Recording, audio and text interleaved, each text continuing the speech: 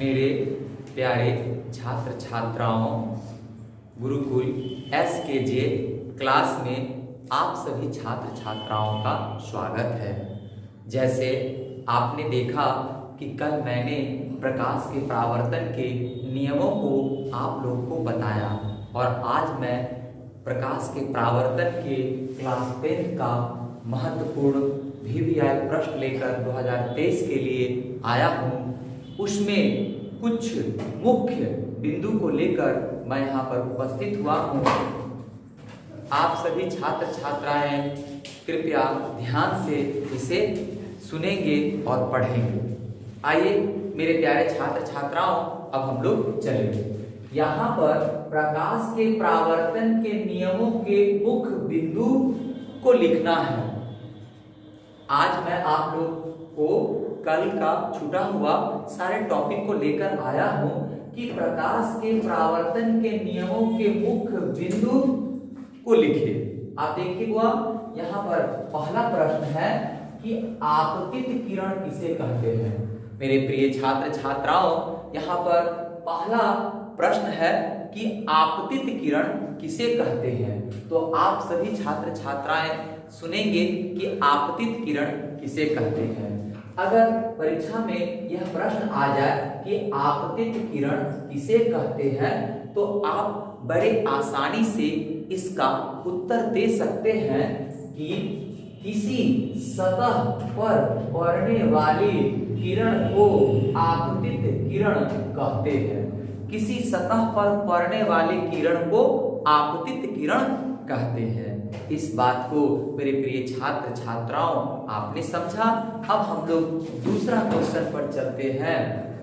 तो दूसरा क्वेश्चन है कि आपतन बिंदु किसे कहते हैं। दूसरा क्वेश्चन है मेरे प्यारे छात्र छात्राओं कि आपतन बिंदु किसे कहते हैं। तो आइए हम लोग इसका उत्तर जाने कि जिस बिंदु पर आपतित किरण सतह से टकराती है उसे आपतन बिंदु कहते हैं। आपतन बिंदु किसे कहते हैं, यह प्रश्न है। तो इसका उत्तर हम लोग जा रहे हैं देने।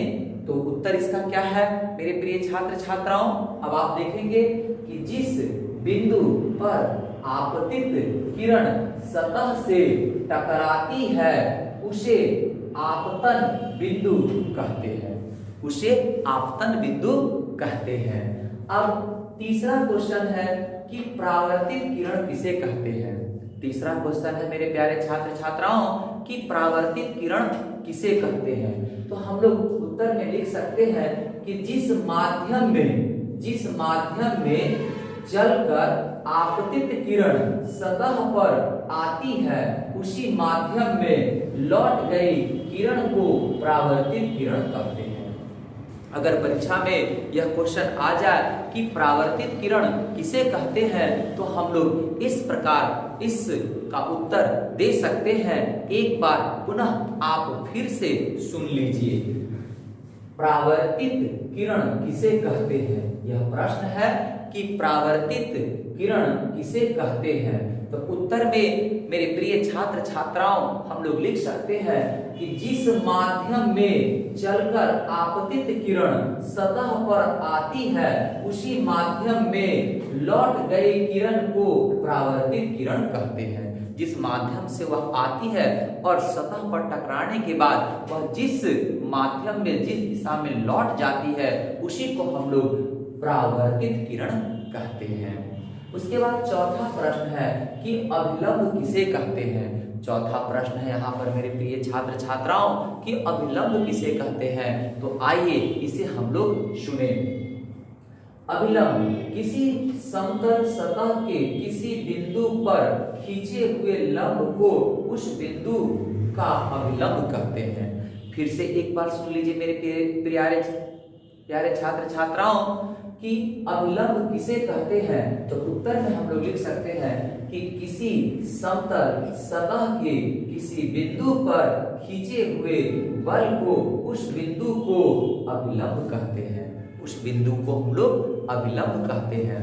जैसे मान लीजिए कि यह समतल दर्पण है और यहाँ से प्रकाश आ रही है, तो जिस बिंदु पर आती है और इसी से लौटकर प्रकाश पुनः चली जाती है, तो आती हुई प्रकाश को आपतित किरण कहते हैं, और जिस बिंदु पर यह मिलती है इसे आपतन बिंदु कहते हैं, और इससे जो अभिलंब एक बनता है इसे हम लोग अभिलंब कहते हैं, और जब प्रकाश पुनः टकराकर लौट जाती है तो इसी को हम लोग परावर्तित किरण कहते हैं, इसी को हम लोग परावर्तित किरण कहते हैं। अब पांचवा प्रश्न है मेरे प्रिय छात्रों कि आपतन कोण किसे कहते हैं। यहाँ पर पांचवा प्रश्न है हम लोग को कि आपतन कोण किसे कहते हैं, तो हम लोग उत्तर में लिख सकते हैं कि आपतित किरण आपतन बिंदु पर खींचे गए अभिलंब से जो कोण बनाती है उसे आपतन कोण कहते हैं। अगर परीक्षा में आ जाए कि आपतन कोण किसे कहते हैं तो हम लोग बड़ी आसानी से अपनी उत्तर पुस्तिका में लिख सकते हैं कि आपतित किरण आपतन बिंदु पर खींचे गए अभिलंब से जो कोण बनाती है उसी आपतन कोण को आपतन कोण कहते हैं। इस तरह से हम लोग आपतन कोण को परिभाषित कर सकते हैं मेरे प्रिय छात्र छात्राओं। अब छठा क्वेश्चन देखिए कि छठा क्वेश्चन क्या है, तो परावर्तन कोण किसे कहते हैं। छठा क्वेश्चन है कि परावर्तन कोण किसे कहते हैं। तो हम सभी लोग जानते हैं कि यह समतल दर्पण है और यहाँ से आपतित किरण आ रही है और वो बिंदु पर टकराने के बाद यह पुनः परावर्तित हो जाती है, तो और बीच में यहाँ अभिलंब बन रहा है, तो इस जगह जो कोण बनती है इसी कोण को हम लोग परावर्तन कोण कहते हैं। तो NOB यहाँ पर परावर्तन कोण हुआ। यहाँ से आपतित किरण आई, वो बिंदु पर टकराई और यहाँ से प्रकाश पुनः परावर्तित हो गई, तो यहाँ लंब बना, तो NOB यह हमारा परावर्तन कोण हो गया। तो अगर परीक्षा में हमसे आ जाए यह प्रश्न कि परावर्तन कोण किसे कहते हैं, तो हम लोग बता सकते हैं कि परावर्तित किरण आपतन बिंदु पर खींचे गए अभिलंब से जो कोण बनाती है उसे परावर्तन कोण कहते हैं। तो यहाँ पर हम लोगों ने कल जो पढ़ा था परावर्तन के नियमों को, और वहां पर हम लोगों ने आपतित किरण, आपतन बिंदु, परावर्तित किरण, अभिलंब, आपतन कोण और परावर्तन कोण जो हमारा पॉइंट था, उन सभी पॉइंटों को, उन सभी बिंदुओं को अभी यहाँ पर मैंने आप सभी छात्र छात्राओं के सामने एक्सप्लेन करके, व्याख्या करके इसे रखा है।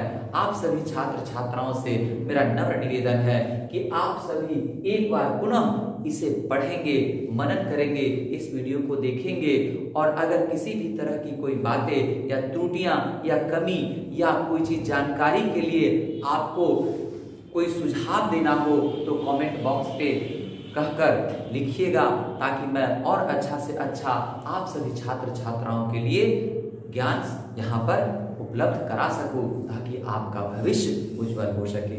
इन्हीं शब्दों के साथ आज मैं आप लोगों को आशीर्वाद देकर विदा लेता हूं, और कल पुनः इसी समय मैं फिर से इसी चैप्टर से दर्पण सूत्र ये सब ही लेकर आप लोगों के लिए आऊँगा, ताकि हर चैप्टर से, फिजिक्स से महत्वपूर्ण प्रश्न आपकी परीक्षा में आए और आप आसानी से लिख सकें। अब आप सभी छात्र छात्राओं से मेरा अनुरोध है कि आप सभी छात्र छात्राएं गुरुकुल SKJ इस क्लास के चैनल को सब्सक्राइब करेंगे, लाइक करेंगे, शेयर करेंगे, और सभी छात्र छात्राओं को इसका लाभ मिल सके ऐसा सभी को कन्विंस करेंगे कि सभी इस वीडियो को, इस चैनल को देखें, और अपने जो भी त्रुटियां हो वह मुझे जरूर कमेंट्स बॉक्स में करके बताएं। धन्यवाद।